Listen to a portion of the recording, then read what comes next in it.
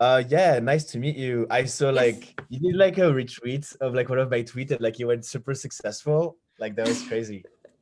Yeah, you asked a very good question. And it's crazy that, how do I put it? It's like these are really basic building blocks because we talk about compostability in DeFi space and we talk a lot about protocols being compostable and we can interact with all the different protocols. But in actual fact, it is the mechanisms that are the ones that are the driving compostability Lego bricks. Because we're Yeah. just applying different kind of Lego bricks or different kind of Lego to be creating these different protocols, which is super cool. No, yeah, it's amazing. And it's crazy because the Wi-Fi community, beyond just composability with like the other existing elements, they are creating custom fit composable elements that could be used for other projects, but they're really recreating their whole ecosystem to perfectly fit. And that's insane. And it's like and actually I would argue that YFI is a community token because it's not just Andre Cronje now, there's 20 people working for that protocol. And even though it's still code, right? It's a robo yield advisor and it's not technically considered as a social token, personal token like I did. It still is very much due to the community input versus a startup team, for instance. Anyway. Completely agree. And it's very community driven, which is the biggest difference between whatever that we see in the the real physical world, which is similar to social tokens because it's everything that's being created is it exists because it's demanded by the community. So in the real world, usually you start with creating the product and then you find a product market fit. Now you find a product market fit first as in your community, and then you find what the community wants and you create for them. And that's probably the biggest difference in the kind of economic value or the value accrual with the whole tokenization is that it's always community first. It's always community driven, which is super cool.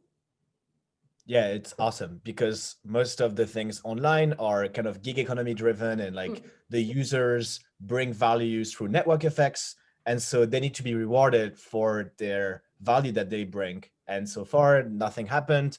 But Uniswap was the first one. But like, it would be crazy if when Facebook IPO'd, they would give some shares to people.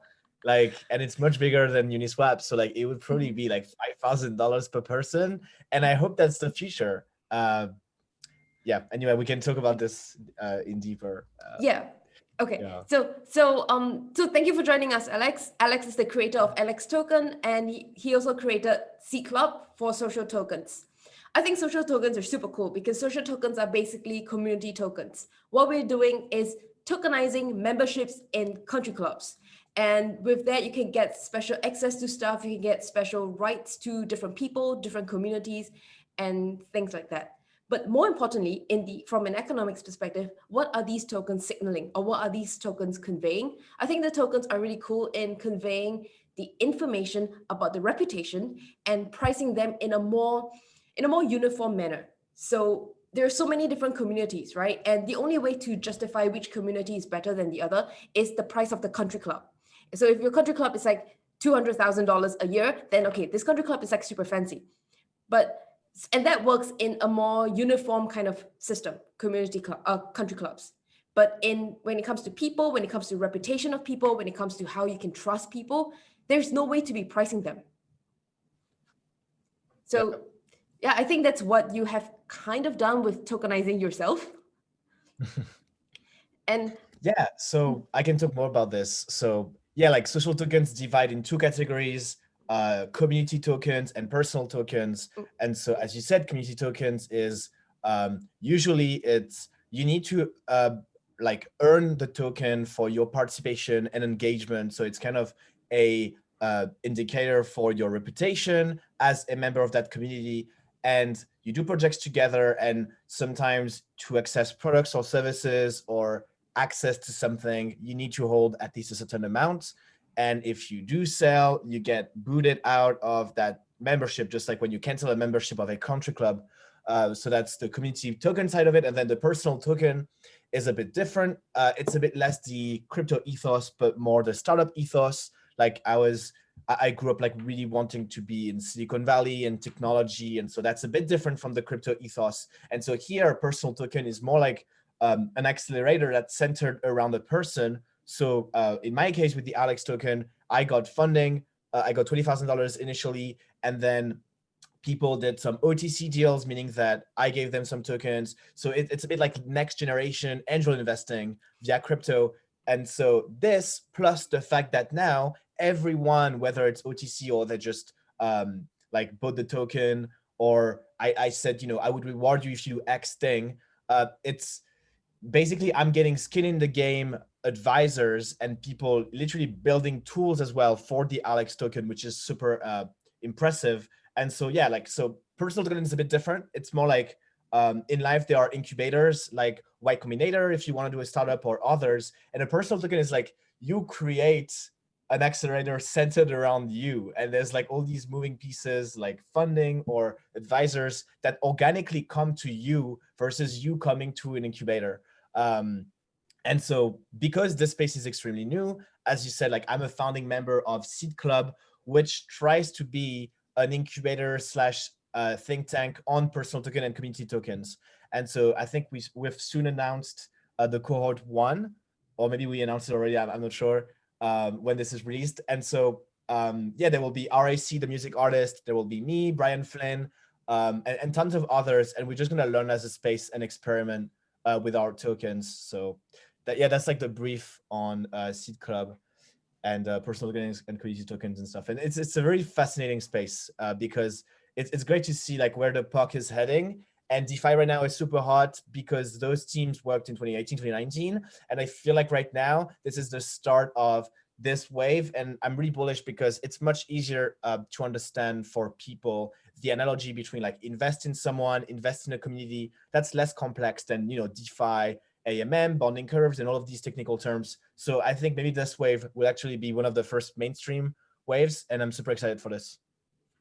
Yeah, I completely agree with you. And I think one of the cool, so I think you've talked a lot about your personal tokens in a lot of different webinars or a lot of different panels. And to make it a little bit different, I want to dive a little bit deeper in 3 different topics. The first one is bonding curve. I know we keep talking about bonding curves, and every other chat is about bonding curve, but I think bonding curve is really fueling this mechanism in how all these different protocols will be interacting between all the prices and communities and the supply and demand side of things. So that's really cool. And the second thing I want to talk about is token value as an information signal to reputation that we talked about just now. And the third one is economic value generation via social tokens. So I think you touched a little bit on earlier, talking about how there are a lot of different ways that tokenizing yourself is attracting the whole different dynamics of how markets are moving. So instead of going to people are coming to you, advising you, teaching you how to be a good person, or mentoring you in life. And that changes the dynamics quite well in a very positive way. So these are the 3 things that I think would be quite cool to talk about. Awesome. Yeah. So first of all, yeah, like about bonding curve, you're completely right. I think we learned that personal tokens, community tokens, of course, they are less liquid than Bitcoin and Ethereum. So first of all, they are less liquid. And second of all, they are, it's really hard to distribute them because there is no deterministic, objective way to quantify how work was done. Like, Bitcoin is proof of work, Ethereum will be proof of stake later. And so knowing those 2 things, how do you make it so that you distribute the tokens to the right people that would fund you, that would help you, that will contribute to your project? And initially, which was, the space is so young because crypto goes so fast, but back in February, March, the best practice was still you create a market on Uniswap. And the problem is you have to put like 50% of ETH or whatever is the other currency in the pair. And that's very expensive. Like if we go back to business terms, this is very high CAC. Like you have, every time you create a personal token, you have to put at least $5,000 on the line. And if people are buying it, like you're getting some fees on Uniswap, but that's very tiny. And it's very annoying to do market-based like token price discovery for that reason. And the awesome thing, and now it's being clearer and clearer that this is the best way to distribute a token, is bonding curves. And we've seen this with Zora, with Foundation, with Raleigh, with DAOFi, and with Stake on Me, like Me tokens. So like right now, everyone basically learned as a space that bonding curve is better because market-based is cool, but you have to spend a lot of money. You have to create an exchange. You have to be the custodian of the exchange. And that's kind of weird because if you first do the exchange, that means that you need to own the tokens in the first place. So it's not too fair because you own most of them. And there was a lot of problems here. And so making it so that it's algorithmic based with bonding curves is amazing. And there are many ways you can go. So you like Unisocks, the socks by Uniswap, which is a bonding curve that goes to infinity. It's pretty fun because the tokens end up being extremely expensive, but then there are some, you can code anything, right, with the algorithm. So like, for instance, Foundation, they have caps on bonding curves. So it's like, okay, like this t-shirt, we're gonna stop it at $200 because then like price economic elasticity goes wrong and like people won't buy it anymore and stuff like this. So yeah, bonding curve is amazing because you don't need liquidity. That's like the short answer. It's very easy. You just create a token and then you can do the perfect distribution by saying, okay, like every transfer that goes to X person, or X token goes to the creator, X token goes to the platform, and they are unlocked as people mint them because they want to buy them, and so it's always reacting to the demand live. And when you sell them, it burns them or like put them back in the algorithm or whatever. Anyway, it's really cool. We've only scratched the surface. And so that's my take on bonding curve. It's like, this is the best way we have seen to distribute personal tokens. Maybe not immediately. First, the best way is to say, okay, like if you want to help me, I will give you tokens. So like you create like people who earned it for free, but like they did some work prior. And then when you want to engage with a wider market, then you can create a bonding curve. So that's my take, is like, yeah, you're 100% right. This is the best practice today. So in that sense, how is the math and the shape of the curve going to be very different from Uniswaps? Yeah, so I think Uniswap, Uniswap, I think it's a linear curve, right? I'm not like the most like technical in like the maths of how the Uniswap curves works, but I think it's something that's linear, right? It's a linear curve, and that's okay for most Uniswap items, for most Uniswap assets. But I think bonding curve, it depends. So for stable coins, it has to be quite flat around the edges. So like you want as minimum slippage as you can.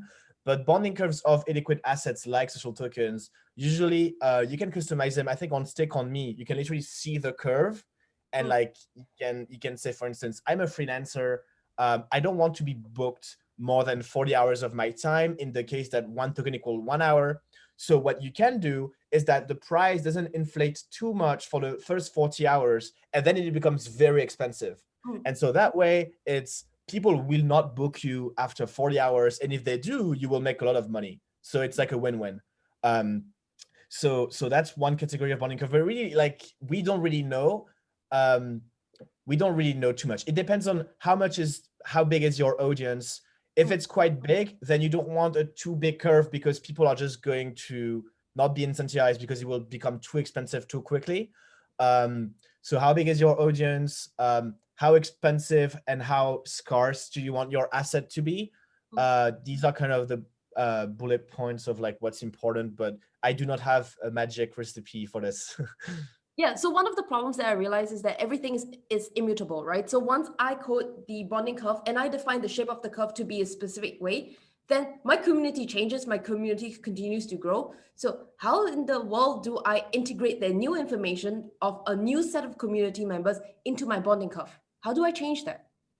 So one thing that could be done, and now in social tokens, it's actually getting started right now, is you create a community treasury that would hold the tokens, and then maybe if the bonding curve have some kind of like deposit or withdraw to the bonding curve, you can say, okay, like the bonding curve that we immutably deployed is not as effective as before, and so the community could vote on, okay, like now let's change to another model. Let's maybe burn those tokens, we create a new one, or maybe like let's withdraw them and do something else. So yeah, I think one of the bad things of ICOs in 2017 was inflexibility. Like it's, white paper is like, oh, we're gonna do X and Y, and like it's gonna be the best thing ever for the next 20 years, but it never works like this. And the best protocols like YFI, they're constantly evolving, and you need to take that into practice, because we don't really know about incentives so far. It's only been 6 months with crazy innovations in DeFi, but that's peanuts in the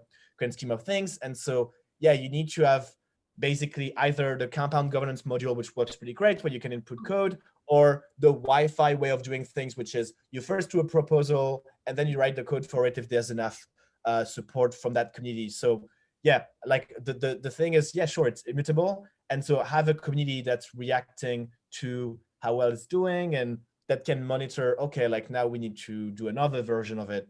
And this is kind of what Yam kind of started, because Yam did like a community treasury, and now Jam, the social token by Brian Flynn, which is also part of Seed Club, just released a few days ago a community treasury, meaning that the Jam people, if they ever collect money for services that they provide, they will also earn it, and each member will have a proportional stake of the community, but then of the community treasury, and then they can also decide, I think, on the governance, the protocol. So yeah, I think letting the community govern is the best way, because they can change if there's a better practice to follow. So you brought up two very important points here. The first one is that what your treasury is trying to do is to increase coordination instead of speculation. Because one of the things about YFI is that there's huge speculation in the secondary market, which is good. It's driving the community. But when there's so much speculation going on and you only have 30,000 tokens, how do you coordinate all these governance that needs to be in place for any change to work? So that's one thing. How does the treasury help with that? And the second thing, when you talk about different revenue streams coming in from owning the tokens, how do you incorporate revenue generated into bonding curves so that it can be redistributed out to your token holders? Right. So I would say one thing about how to maximize coordination with the community treasury is, and I think it's the case for YFI, is you have to reward people for voting, for engaging, for proposing proposals, anything that helps the community coordinate. You want to incentivize desired behaviors. So that's one thing. And then one thing that's a bit controversial in the Wi-Fi community, but I still want to say, is I'm not really a big fan of supply caps. The fact there's 30,000, max supply and no inflation, and I think they decided this, that I think they immutably removed the possibility for future inflation, is very bad, because that means that as people, like I don't believe that all the people will indefinitely work for Wi-Fi. I think some people will reach a threshold where like they're making so much money that now there is no much value into participating in the protocol anymore.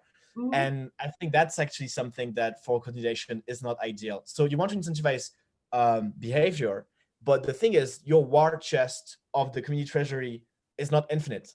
And so you might want inflation schedule to always reward people who engage and to dilute those who don't engage, because through inflation, they will not gain more tokens. And so then the people who engage less will slowly fade away in value and proportion of that treasury. So that's one thing I would say. Yeah, incentivize desired behaviors. One way to do it is inflation schedules, where you reward those with new tokens, because if there's no new tokens, then how can you reward them? Well, maybe one thing about YFI is that because this project is specifically about making yields, maybe that's why they don't really mind about the supply cap, because they can reward them with the future yield. So maybe that's one way of seeing why a fixed supply cap could be great for YFI. But anyway, yeah, that's my short answer is you need to reward people who engage. And I think this is what most of the protocols have done. It's like, if you propose, like there's literally a crazy example of this is, I think the YETH vault or another vault from YFI was a Medium article proposal by someone who didn't even code, right? He precisely laid out the specs of that feature and some coder implemented it from the community. And the person who wrote the Medium article got like, I think 5% of all profits made by that proposal of votes.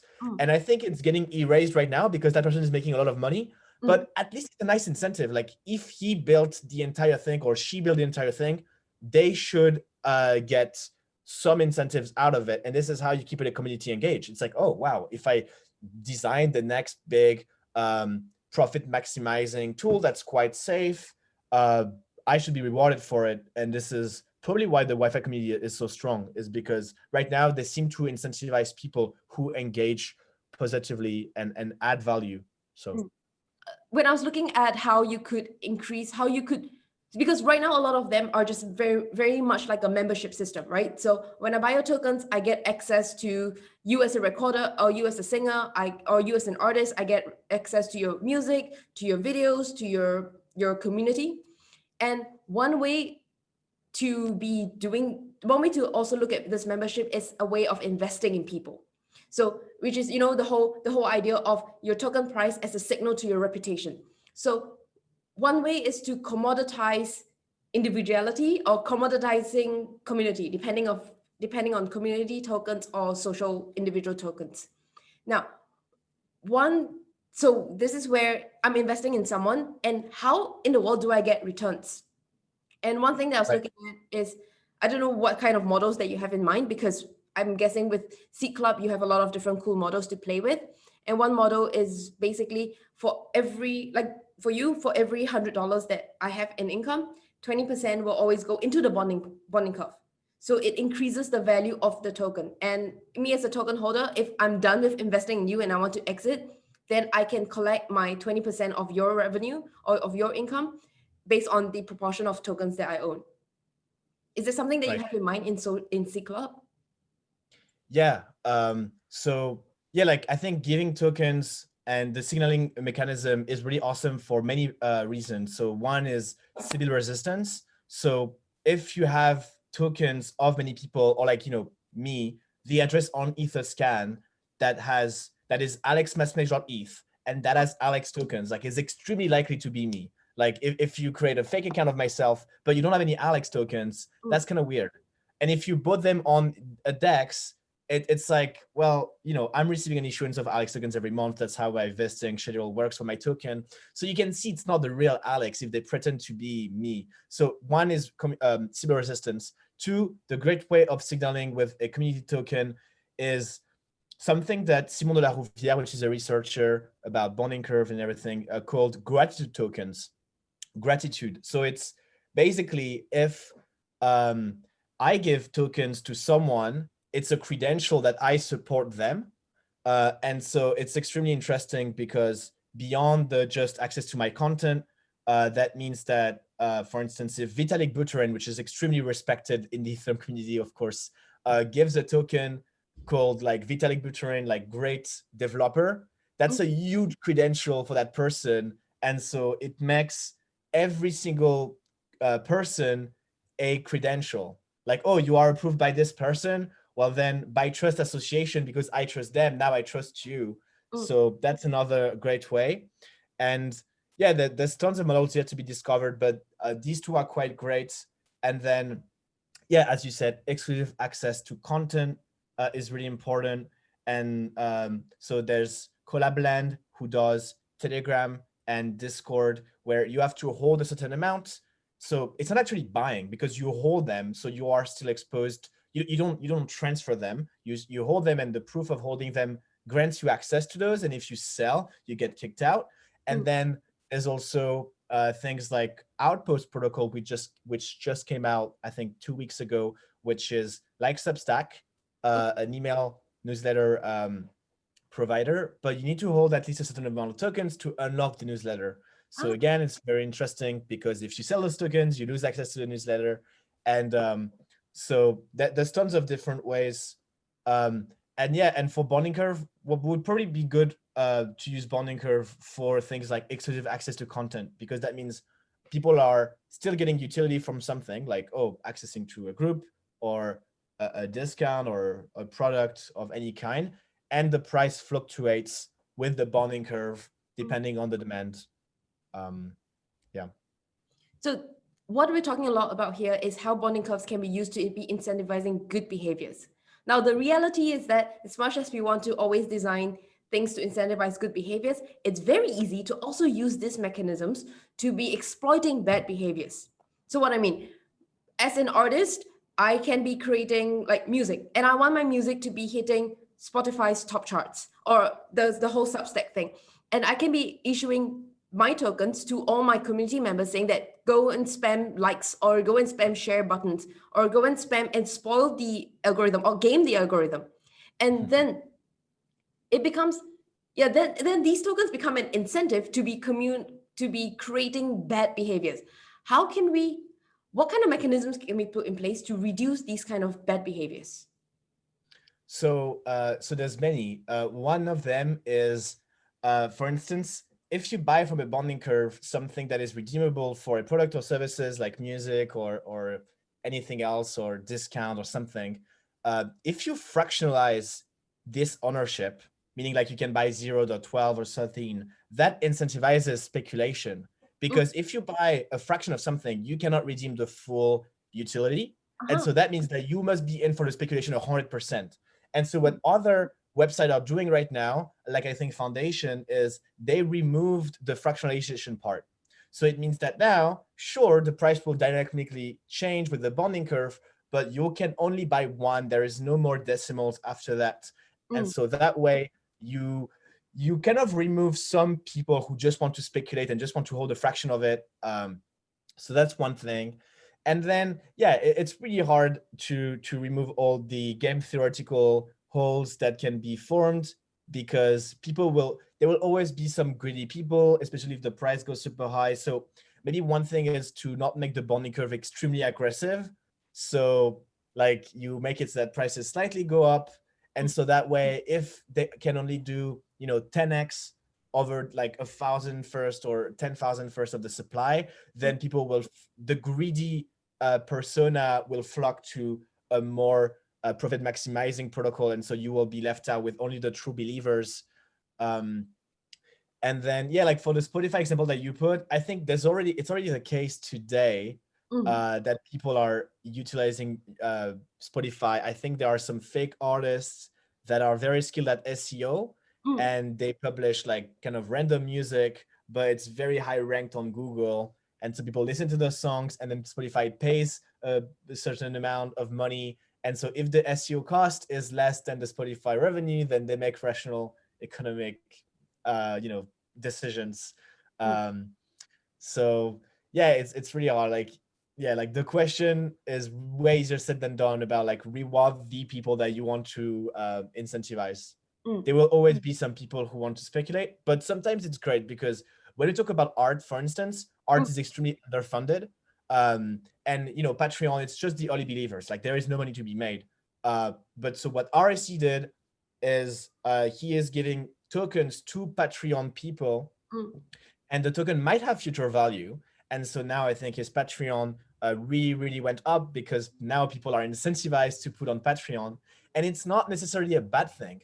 Like, sure, now there's probably speculators on Patreon, but that means more money for artists and underfunded industries. So before they are only true believers, now they have true believers and speculators. And as long as speculators aren't too much, it can still be a superpower. We just should not abuse speculation, but some of them is healthy. I completely agree. I think a good amount in numbers is about 33% are speculators, and the rest of them are actually believers or early adopters and stuff like that. That's a good amount. And how do we reduce speculators? I think it's a very good point that you brought up art, because one of the things in the entire space right now is that we can create NFTs, we can create art, we can create like really cool stuff in DeFi, but everything is still done on chain.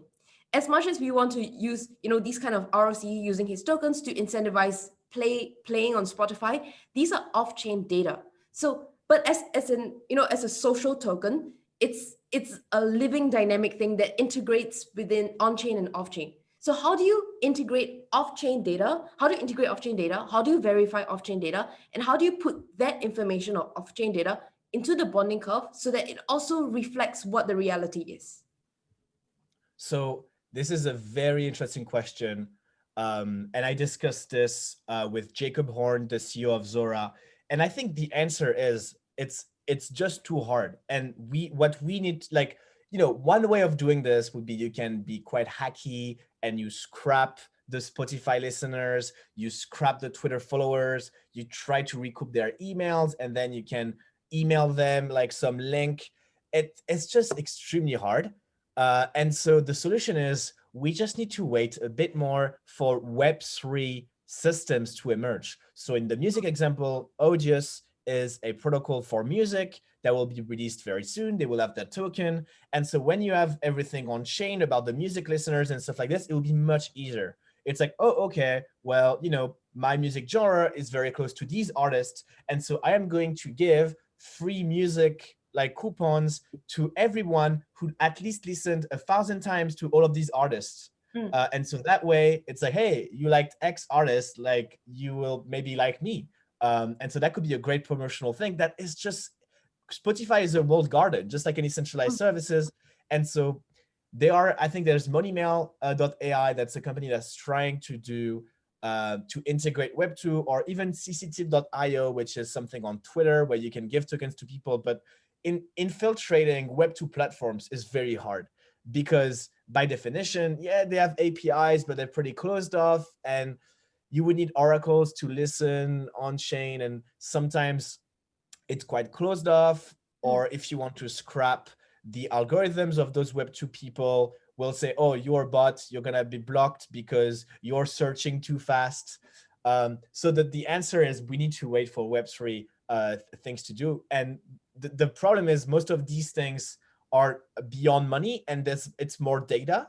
And so because there's more data, it's not possible today because of scalability constraints of Ethereum. This is why on Ethereum right now, only what's working is DeFi, because on DeFi, you can pay huge fees because your trade is usually still net positive. Yeah. And so for Spotify killers like Audius to come, we need probably Ethereum 2, layer 2, proof of stake, sharding, and all of these technologies that will improve throughput.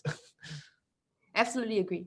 I like when you said that, in the future, music will have every artist will have their own tokens. And this is very aligned to what, the father of economics, like Adam Smith, he said that in the future, there will be a bunch of personal tokens that will exist. So we don't really care about fiat tokens anymore. We just look at personal tokens, and whether they're valuable or not, or they're worthless, it's quite difficult to determine.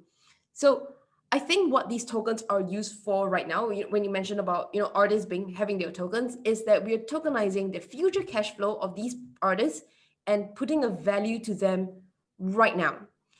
Yeah. So, I mean, you did that. How do you justify the value? So yeah, in my case, I did it. That was the first use case of the Alex token, which was, I'm gonna do a sale of $20,000. You just randomly decide that it's going to be $20,000. Yeah, so it was a lot. Like, I'm a very experiment in the wild, learn in public person, and the figures, now, I look back and it's okay, but actually, I didn't put myself in the best position. Like, what I mean is the deal was, I fundraised $20,000 to people, and I will pay back with 15% of my income in the next 3 years. And to be honest, it feels like it's a great deal for the investors. It's likely that I will pay back much more than $20,000. But at the time, it was COVID. My income was cut. I wasn't making much money, and it's good for them. They provided me with funding and stuff. So I have more advice now for someone who wants to do something similar. But the problem with my token is that it's not on chain, because I don't have something that's trustless that says, oh, every time I do X, 15% goes to that community treasury. Yeah. It's not happening. That's a problem for my case. And that's why some people in the DeFi space criticized my thing, saying there's too much trust on me. And I replied by saying, yeah, sure, that's why people have to trust me. And the 30 people that participated in the sale are people that trust me, that I know, most of them. And so it should be okay. I've been paying my first quarterly payments because it's quarterly. Since it's off chain, I need to do time-based payouts, I guess. And they have to trust me. Maybe I'll do tax returns one day, but to be more trustworthy. But so what you said about NFT artists is extremely interesting, because so for me, it's a bit of a problem, but I'm a pioneer. I still made the space push forward a little bit, and it's fine. Some people trust me, enough people trust me for this to work, but at scale, you can't trust someone that's very new or something like this. And so you need something trustless. And what's super exciting is that there's a new project called Superfluid, which basically enables trustless value sharing over time. And so what you can do with this is that people who make money on chain can maybe raise some money up front, selling their future cash flows. Huh.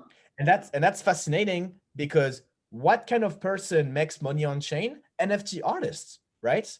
They make money on chain. And so what you could do is, oh, hey, I'm an NFT artist. I have a year of experience. I've already sold $10,000 worth of it. I think that I'm growing quite fast. And so I want to sell like 10% of my income in the next year to 100 people, and you can buy this. And maybe you can buy this on the bonding curve, because like the early, I want to reward the people who believe in me, like the earlier ones more than the later ones. And so like the first person who fundraise like gets the most money, and the second one a bit less, etc. And that would be really cool. Oh, that's super fun, because that's something I've been thinking about for a while, but there isn't really someone creating that. So if you have to do everything, you have to do everything from scratch. You have to define the bonding curve, which is the math that's fine. Then you have to code it, and you have to turn that into code. You have to turn that into smart contract. And then the smart contract also has to integrate via oracles, or I have no idea how, but to be integrating data that's done on chain, but off of your protocol system. So that's a good move for Web3. Yeah, and so in the case of Superfluid, it's already on chain, so you don't need any oracles. Like if you say to that artist, okay, create a new Ethereum address, say it on Twitter for Sybil resistance purposes, like, oh yeah, this is the real you. And then, you know, on OpenSea, like, yeah, like the money you make from selling goes directly to your address. And as an artist, you say, I'm only going to use this address to receive payments for my NFTs. And I promise it will be the only address, and I won't do anything else. That's where the trust thing could break.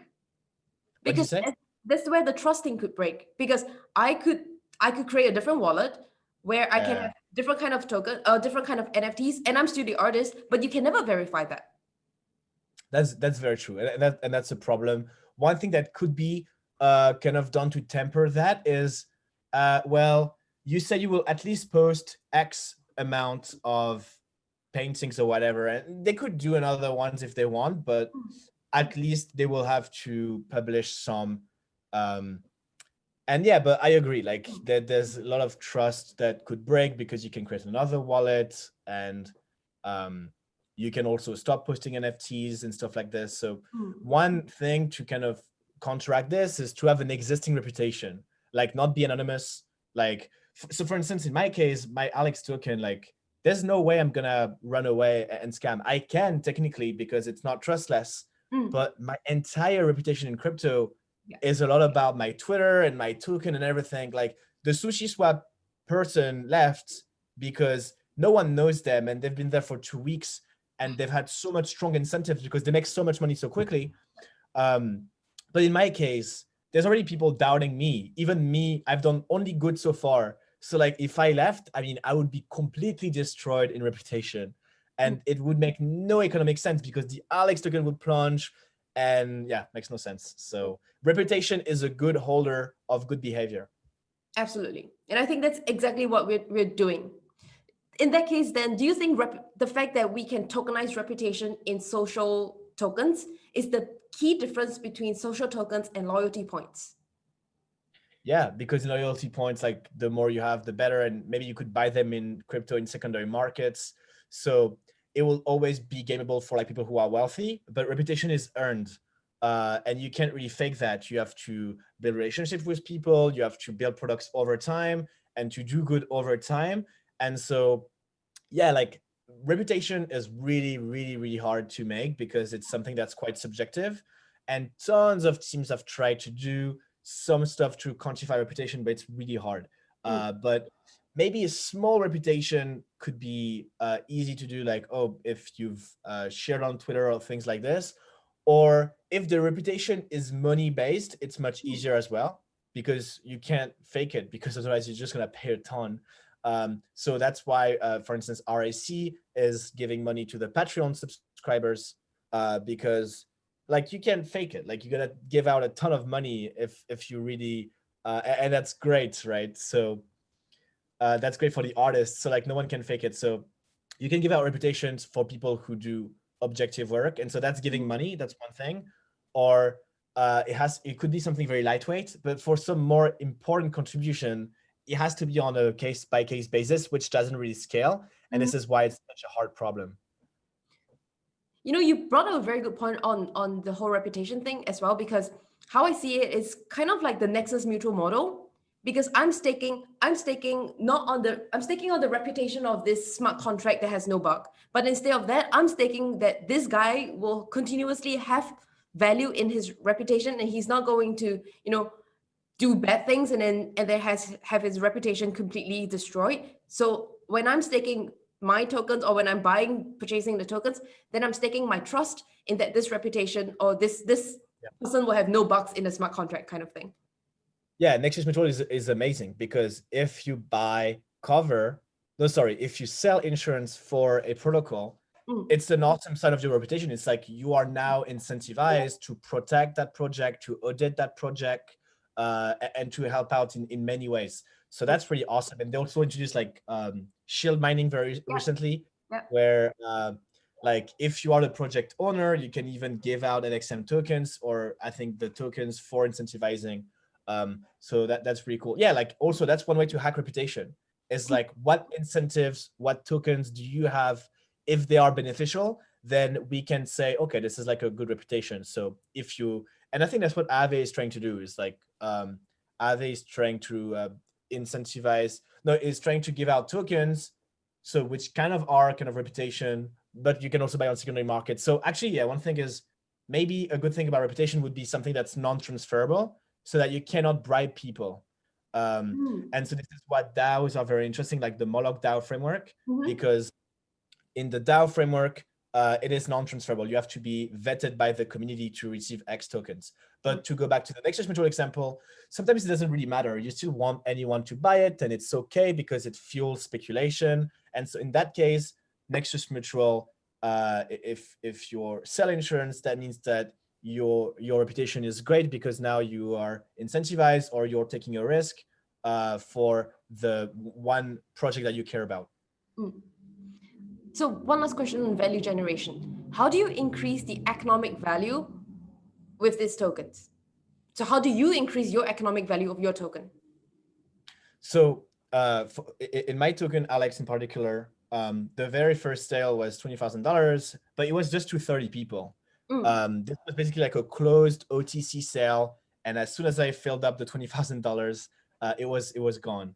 And so right now, the Alex token value lies in the experiments that I'm doing with it, and if enough people like want to buy it, then it probably will drive the price up. But it is not. It's purely utility. There is no value accrual mechanism in the Alex token, because the $25 sale is like something completely different. And if you want to buy it right now on Uniswap or Balancer, there is none. And so it's all about all my experiments. So first was exclusive access to content. So like there's a Telegram bot that checks if you have enough Alex tokens and you can join a Telegram group. Then there is, I did an experiment called like Control My Life, where like it was just like a daily habit of mine in July. That was kind of like lightweight and fun. I call it Control My Life because it was just like for marketing purpose. But of course, like I was in full control. And then another one was personal token composable community experiment that I called it. It's basically another social token community is called Whale, and they collect NFTs. And so what we've done is that I gave Alex to the Whale vote. So I gave value to the Whale vote and to the Whale community, and Whale gave Whale tokens to the Alex liquidity providers, which arguably are people who believe in Alex the most. And so that was another experiment in like cross marketing, because we gave tokens to both communities. We also engaged on Telegram and Discord. We met each other's community, and that was really fun because it's a new way of doing marketing without giving a dime to advertisers. Like we just made most of our communities richer, and it was pretty fun. So yeah, I would say the Alex token derives from all of these experiments. But most importantly, it's like, am I going to do a project in crypto that will be successful later on? That's the big thing, because then probably I will say something like, the Alex token gives you a discount because you've believed in me early on, and you're partly why I am succeeding right now. And so then maybe Alex converted into this loyalty point system would bring more value to the token. So that will be the economic value will be very utility focused, and the monetary value of Alex token will be the dividend of the 15% share of your salary. Yeah. How does that is something completely new, right? Because in a legal framework we don't have anything like that. And I remember you said something like you had done a basic legal framework of how to distribute revenue. So given that I think you might be the only person that have tried that. What do you think that the regulatory space could look like when we are talking about fractionalizing the investment in someone and taking part of their income as a revenue stream? Right. So right now there is no legal templates for my personal token, and for it to scale, I don't think what I've done is very dangerous legally, because it's an extremely small sum. It was 30 people that I knew, so it's kind of like KYC as well. But technically, I should not sell those in the US for legal reasons, which is fine because I've done it in Europe and everything is fine. So for it to scale, we need a legal template that says that code is low, and some kind of did this, like Meta Capital Ventures and the Lao by consensus, both of those things. The code says the amount of token that you own is in the code and refer to the code, like literally the legal documents say that. And so someone needs to create a legal template for people to invest in personal tokens and community tokens. The problem is, if you do a legal template, that means it's only for accredited investors, and then it kind of stifles innovation a little bit because there's way less people. Because if it's not a security token like Alex, a utility token, then there's no need for legal framework. So yeah, technically my ISA sale probably would not be wise to replicate it in the US. It would not be wise to raise $20 million with it. This is bounded by a legal framework, but I couldn't really know it would be successful. This was my first experiment. So now I've kind of pivoted to all of my things that I'm doing with the Alex token right now are utility based, so that anyone can participate. And so the legal template is great if you want to make your investors money and return.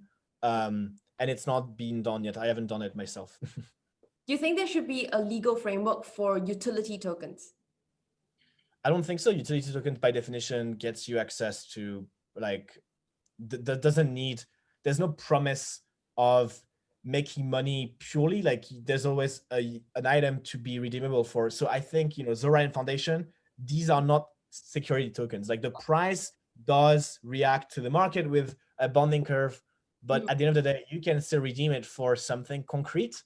I'm pretty sure they did legal work beforehand to make sure this is legal and this is fine.